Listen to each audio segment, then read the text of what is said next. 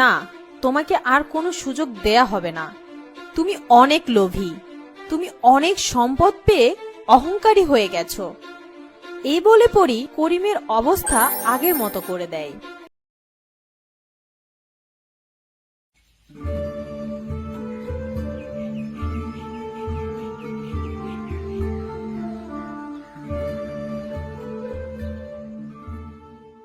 শান্তিপুর গ্রামে বাস করত এক গরিব কৃষক। তার নাম ছিল করিম। তার নিজের কোনো জমি ছিল না। অন্যের জমিতে সে কামলা খাটতো।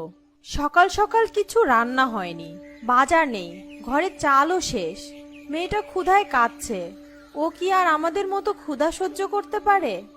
কি করব বলো, আজকাল সেরকম কাজও পাচ্ছি না। আর পরের জমিতে কাজ করে যা পাই তা দিয়ে তো সংসারই চলে না। সংসার চালানোই কষ্ট হয়ে যাচ্ছে। কি যে করি, আমাকে অন্য কিছু চেষ্টা করতে হবে।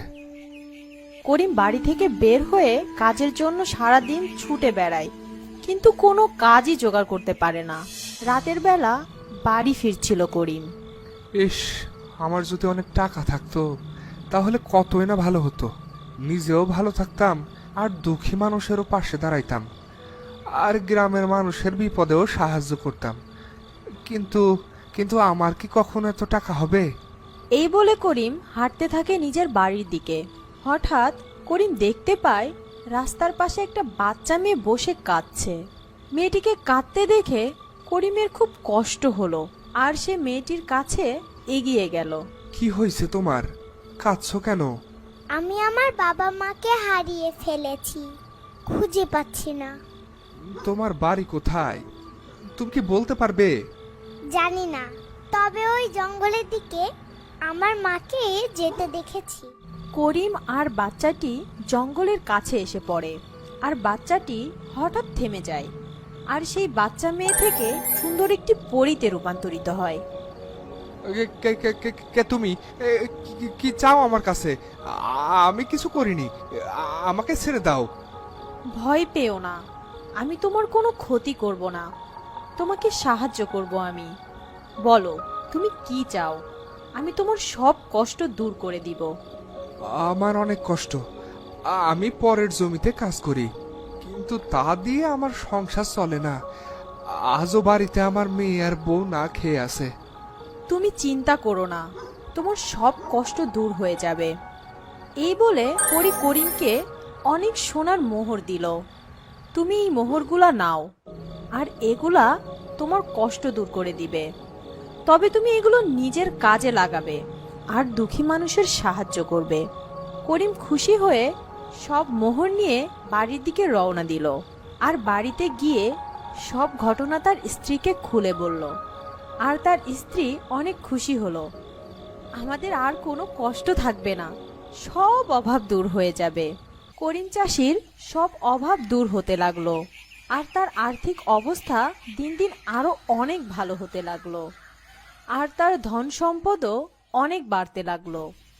আর এত টাকা পয়সা তাকে আরো অনেক লোভী করে তুলল। সে এসবের মধ্যে পরীর কথা ভুলেই গেল। সে হঠাৎ একদিন স্বপ্নে দেখে, করিম, তুমি কি ভুলে গেছো আমার কথা? আমি তোমাকে বলেছিলাম যে তুমি এই সম্পদ দিয়ে নিজের উন্নতি করবে আর দুঃখী মানুষের সাহায্য করবে। কিন্তু কই, তুমি এগুলো তো কিছুই করছো না, নিজেকে নিয়েই ব্যস্ত আছো। করিমের ঘুম ভেঙে যায়, সে লাফ দিয়ে উঠে পড়ে। না না, আমার এই সম্পদের ভাগ আমি কাউকে দিব না। অনেক কষ্টে এই সম্পদ আমি আগলে রাখছি, কোনোভাবেই সেটাকে আমি হাতছাড়া করব না। পরদিন করিমের কাছে একটা লোক আসে। এই কে তুমি? কি চাও এখানে? কেন এসেছো বলো তো? আমাকে কিছু সাহায্য করেন। 3 দিন ধরে বাড়িতে কোনো খাবার নেই, বউ বাচ্চা না খেয়ে আছে, খাবার জোগাড় করতে পারিনি। দয়া করে আমাকে একটু সাহায্য করেন। না না, হবে না। তুমি এখন যাও তো বাপু, আমার অনেক কাজ আছে। আমার সময় নষ্ট করো না, যাও। লোকটি কোনো সাহায্য না পেয়ে কষ্ট পেয়ে চলে গেল। কিন্তু করিমের মনে কোনো দয়া হলো না। এরকম প্রায়ই অনেক দুঃখী আর গরিব মানুষ তার কাছে সাহায্যের জন্য আসে, কিন্তু কাউকেই কোনো সাহায্য করে না, বরং দূর দূর করে তাড়িয়ে দেয়। এভাবে অনেক দিন কেটে গেল, কিন্তু করিমের মনের কোনো পরিবর্তন হলো না। সে একই স্বভাবেরই থেকে গেল। সে একদিন কাজ শেষ করে বাড়িতে ফিরছিল। হঠাৎ তখন করিমের সামনে পরী হাজির হলো। আপনি? করিম, তুমি আমার কথা রাখোনি।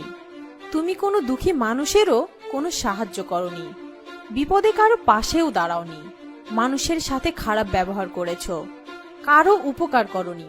তোমার শাস্তি পাওয়া উচিত। আমাকে ক্ষমা করে দেন, আমার ভুল হয়ে গেছে। না, তুমি তোমার কোনো কথা রাখোনি। এখন তোমার সব সম্পদ আমি ফিরিয়ে নিব। তুমি চাইলেও এই সম্পদ আর তোমার কাছে রাখতে পারবে না। তাহলে তো আমি আবার নিঃস্ব হয়ে যাব, না খেয়ে মরে যাব। এত বড় শাস্তি আমাকে দেবেন না। তোমার কাছে এরকম অনেক দুঃখী মানুষ এসেছিল, তোমার কোনো দয়া হয়নি তাদের উপর, তাই আমিও তোমাকে আর দয়া করব না। আর একটা সুযোগ দেন, আর একটা সুযোগ দেন আমারে। আমি ভুল করছি, আমারে মাফ করে দেন। না, তোমাকে আর কোনো সুযোগ দেয়া হবে না। তুমি অনেক লোভী, তুমি অনেক সম্পদ পেয়ে অহংকারী হয়ে গেছো।